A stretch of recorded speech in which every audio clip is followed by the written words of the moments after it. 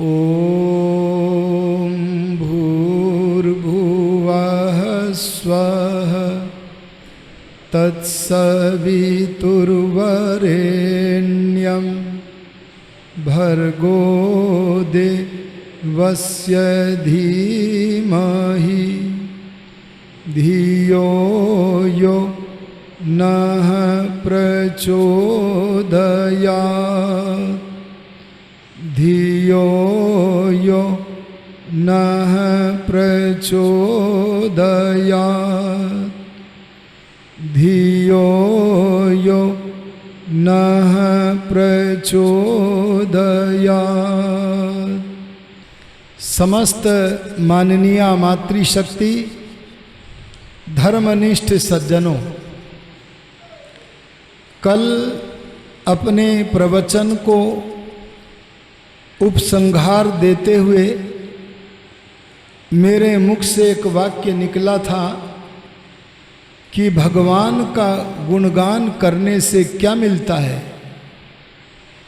इस विषय को सत्यार्थ प्रकाश के आधार पर आपके सामने रखने का प्रयत्न करेंगे।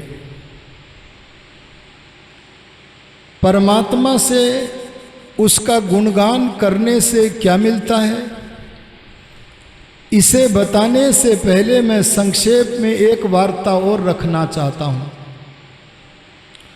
और वह वार्ता यह है कि संसार के लोगों की पूजा यदि आपको करनी है तो शास्त्रों में कहा है संसार के लोगों की पूजा के दो लक्षण हैं।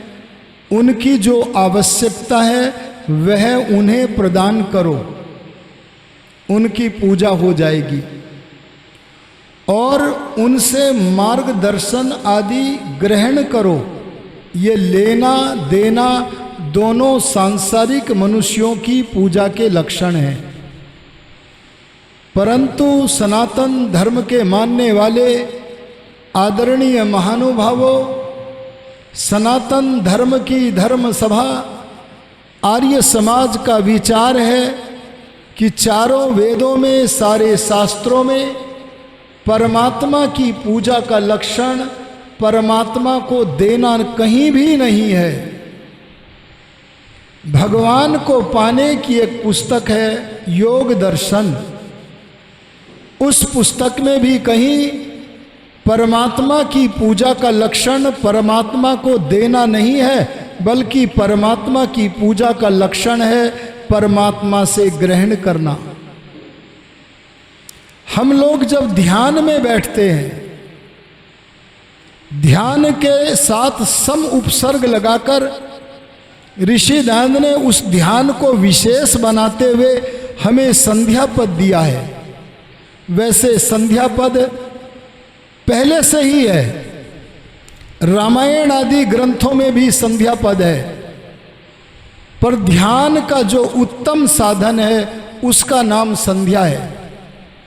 उसमें परमात्मा की पूजा में 3 काम किए जाते हैं। परमात्मा का गुणगान 1, दूसरा काम परमात्मा से प्रार्थना 2, और तीसरा काम परमात्मा की उपासना, परमात्मा के समीपस्थ होना। ये 3 काम करने का नाम ब्रह्म यज्ञ है, संध्या है। आज हम सत्यार्थ प्रकाश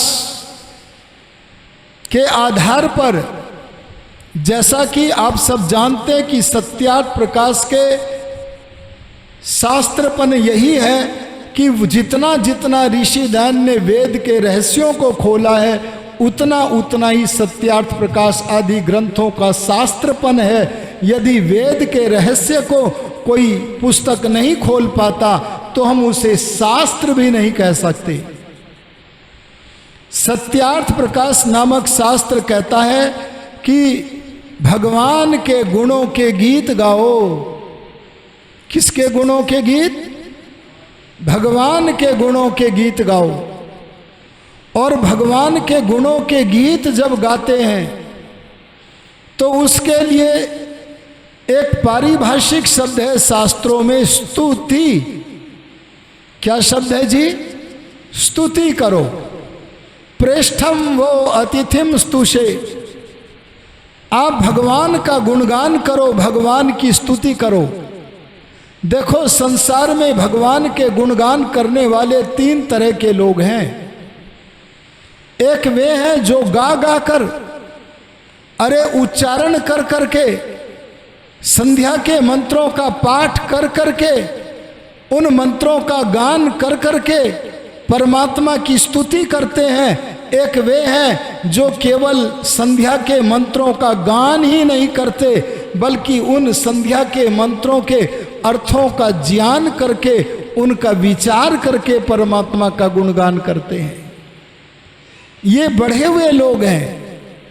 एक वे हैं जो केवल गीत ही नहीं गाते, अरे जो केवल मंत्रों का पाठ ही नहीं करते, बल्कि मंत्रों के पाठ का अर्थ विचार करते हैं, और केवल अर्थ का ही विचार नहीं करते, बल्कि उससे अपने आत्मा को अलंकृत भी करते हैं। परमात्मा के गुणों को गा गाकर अगर हमने अपने आत्मा को परमात्मा के गुणों से अलंकृत कर लिया, तो इसका नाम है परमात्मा का गुणगान करना। अगर कोई मनुष्य वाणी से परमात्मा के गुणों को गाता है, लेकिन उस गुण से अपने जीवन को नहीं सजाता है, तो उसकी स्तुति करना, परमात्मा का गुणगान करना व्यर्थ है। आपके पास स्वर्ण का आभूषण है, अगर आप उसे कान आदि किसी स्थान पर लगाकर अलंकृत न करें, तो बोलो उस आभूषण का लाभ है क्या? अगर हम परमात्मा का गुणगान करते हैं तो सच्चा अर्थ यही है कि जितना जितना परमात्मा के गुणों के गीत गाएं, उतना उतना भगवान के गुणों से अपने जीवन को सजाएं। यहां एक जिज्ञासा पैदा होती है, उसे रखकर मैं उसका समाधान करना चाहता हूं। एक जिज्ञासा ये पैदा होती है कि हम स्तुति, अरे हम गुणगान किसका करें? क्योंकि स्तुति शब्द का अर्थ है गुणगान करना, स्तुति शब्द का अर्थ है प्रशंसा करना। इसे मैं और थोड़ा सा बड़ा वाक्य बनाकर कहना चाहता हूं, ऋषि दयानंद के शब्दों में कहना चाहता हूं। ऋषि दयानंद ने स्तुति का व्याख्यान करते हुए कहा, जो वस्तु जैसी है, बड़े ध्यान से सुनना जरा, सनातन धर्म के विरुद्ध विचारधारा अगर आपके जीवन में होगी तो मेरे इस वाक्य को सुनकर हटती चली जाएगी, सत्य आपके पास आता चला जाएगा। ऋषि दयानंद ने सत्यार्थ प्रकाश में आर्योदेश्य रत्नमाला में लिखा, जो वस्तु जैसी है, जरा विचार करना, मैं गलत तो नहीं बोल रहा हूं, ऋषि दयानंद के शब्द बोल रहा हूं, आप विचार करना। क्या कहा? जो वस्तु जैसी है, अरे उसे वैसी ही कहना, वैसी ही लिखना, वैसी ही मानना, वैसा ही जानना, अरे बोलो इसका नाम क्या है? स्तुति। जो वस्तु जैसी है उसे वैसी ही जानना स्तुति है। एक इससे उल्टा भी होता है, जो वस्तु जैसी है उसे वैसी न जानकर उल्टी जान लो, उल्टी ही मान लो, उल्टी ही बोलो, उल्टी ही लिख दो। बोलो इस मिथ्या भाषण का नाम क्या है? निंदा। और सत्य भाषण का नाम क्या है? स्तुति। अब ये बताओ, सत्य भाषण करना चाहिए कि मिथ्या भाषण? एक बार ऋषि दयानंद जी महाराज अपने प्रवचन में जिन लोगों ने सनातन धर्म के नाम पर निराकार परमात्मा की आकृति बनाई, वेद मंत्र के विरुद्ध आकृति बनाई, उस बात को एक व्यक्ति समझ न पाया और हाथ में एक लठ लेकर ऋषि दयानंद के पास आया और ऋषि दयानंद से बोला, ये मैं लठ लेके आया हूं, ए दयानंद मैं तुम्हारे सिर पर मारूं कि कहां मारूं? आहा, मनोविज्ञान के पंडित महर्षि दयानंद जी बोले उस क्रोधित व्यक्ति से, आओ भद्र यहाँ बैठो। और अपने समीप उन्होंने उस लठधारी व्यक्ति को बैठाया और उनसे पूछ ही लिया, बड़ी सरलता से पूछ लिया, तुम ये बताओ परमात्मा जड़ है या चेतन है, आप ही बताओ। तब उसने कहा, मैं तो परमात्मा को सच्चिदानंद मानता हूं। और सच्चिदानंद शब्द में एक शब्द आया चित। चित माने, अरे मैं बता चुका हूं, बोलो। चित माने चेतन है। अब उन्होंने कहा, मैं जो चेतन सत्ता है जिसे तुम परमात्मा मानते हो, मैं उसका कभी खंडन नहीं कर सकता, लेकिन चेतन स्थान पर जड़ वस्तु को चेतन मानना, परमात्मा मानना, ये मिथ्या विचार है, मिथ्या भाषण है, मिथ्या मान्यता है। इसका खंडन तो सब सज्जनों को करना चाहिए। वो तुरंत लठ को फेंक कर सत्य को समझकर ऋषि दयानंद के चरणों में वो तप्रोत हो गया। आर्यों, मैं आपसे कहना चाहता हूं, जो वस्तु जैसी है उसे वैसी ही मानो। अच्छा बोलो, इसे मैं मोबाइल जी कहूं या मोबाइल कहूं? अरे हम जी शब्द का प्रयोग तो उसके लिए करते हैं, सम्मान के लिए, जो चेतन होता है। अरे बोलो, मैं इसको पंखा कहूं कि पंखा जी कहूं? पंखा कहूं? अरे ऐसे ही मैं आपसे पूछता हूं, आप गंगा कहो कि गंगा जी कहो?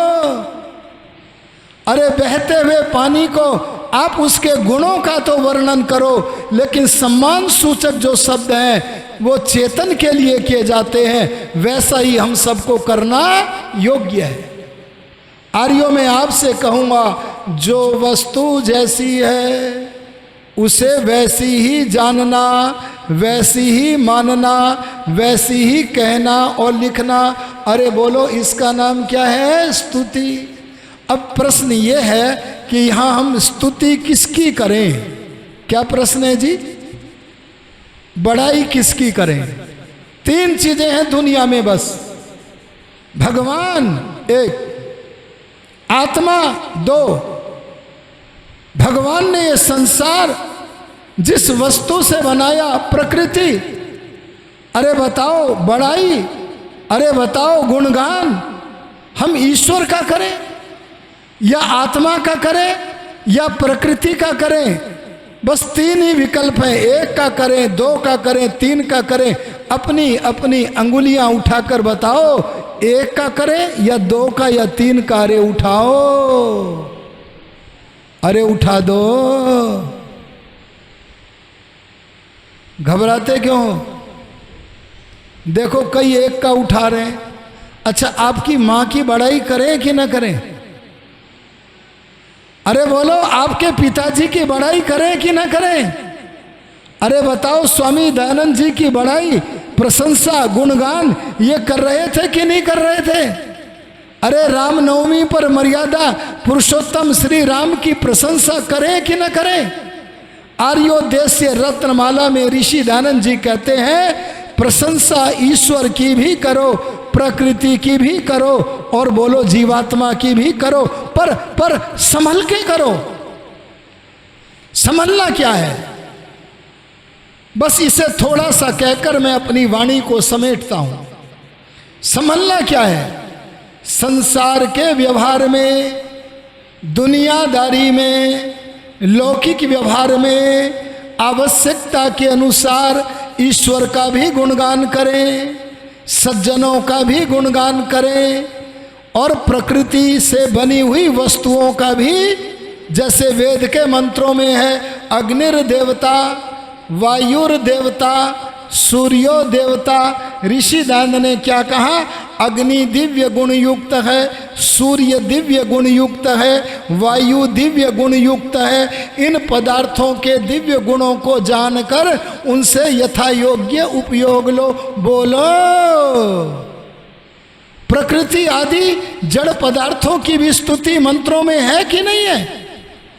इसलिए सनातन धर्म कहता है, अरे प्रशंसा करनी है तो हर प्रशंसनीय की प्रशंसा करो, पर समझना यह है कि जिस समय संध्या में बैठो, अरे बोलो कहाँ बैठो, जिस समय संध्या में बैठो, संध्या को समझ करके बैठो। संध्या का अर्थ करते हुए ऋषि दयानंद ने बड़ा अच्छा परिभाषण किया है।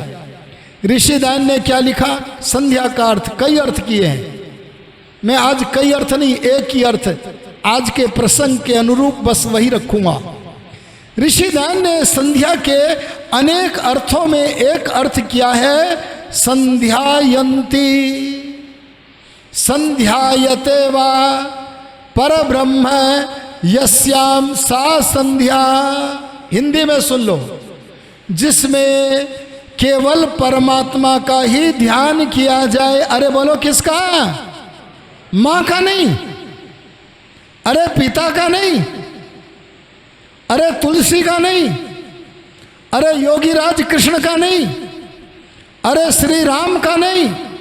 श्री राम जिसका ध्यान करते थे, योगीराज कृष्ण जिसका ध्यान करते थे, दयानंद जिसका ध्यान करते थे, बोले जिसमें परब्रह्म परमात्मा का ही विचार किया जाए, उसको छोड़कर किसी अन्य का चिंतन न किया जाए, उस चिंतन का नाम बोलो क्या है, संध्या।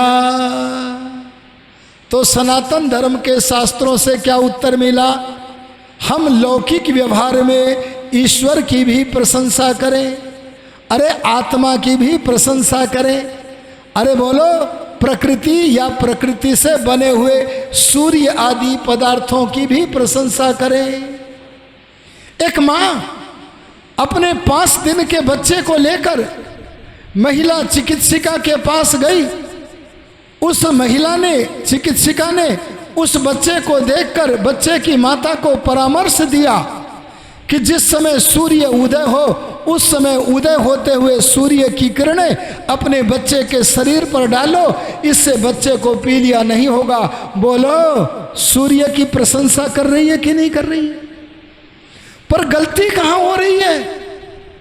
वेद में ऐसे हम सूर्य की प्रशंसा को देखकर हम परमात्मा के स्थान पर सूर्य की उपासना करने लगे, ये गलती हो रही है। हम कृष्ण राम जैसे महापुरुषों की उपासना करने लगे, ये गलती हो रही है। बल्कि सारे महापुरुष जिस परमात्मा की उपासना करते थे, उस परमेश्वर के समीपस्थ होने का ही नाम, अरे बोल दो क्या है, उपासना है।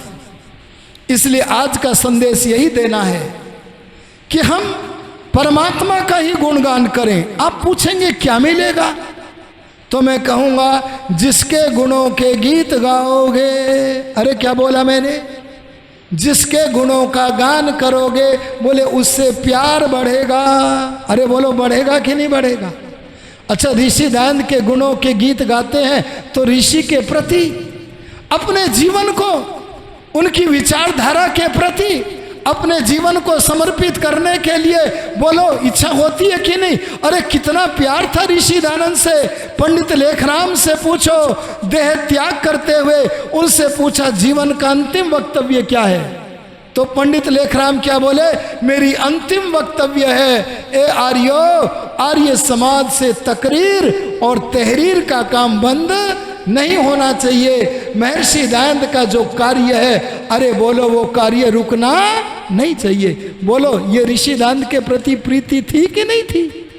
पर ऋषि दयानंद कहते हैं सर्वा आशा मम मित्रम भवन्तु, इस वेद के विचार के अनुसार सबसे प्रीति करो। लेकिन उन्होंने लिखा अति प्रेम करने के योग्य तो अरे बोलो केवल, अरे बोलो केवल परमेश्वर है। तो एक लाभ मिलेगा, प्यार बढ़ेगा भगवान के लिए। सुन लेना, जिससे प्यार होता है उसके लिए समय भी निकलता है। अच्छा, आप समय क्यों निकाल रहे हैं? क्योंकि आपके मन में धर्म के लिए प्यार है। ध्यान देना, जिन लोगों के मन में धर्म के लिए प्यार नहीं होता, वे तो यही क्या करते हैं, अरे ये प्रवचन तो होते ही रहते हैं, ये कोई नया काम नहीं हो रहा है। लेकिन आपके मन में धर्म के लिए प्यार है तो बोलो धर्म के लिए समय निकला कि ना निकला?